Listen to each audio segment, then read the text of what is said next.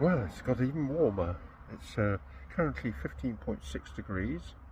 Considering it's the beginning of October, that's warm. Overnight it was 12 degrees, and yesterday it was 18.7 top temperature, and it's been raining. No sun. Well, we've had some rain overnight. We'll call that 5 millimeters.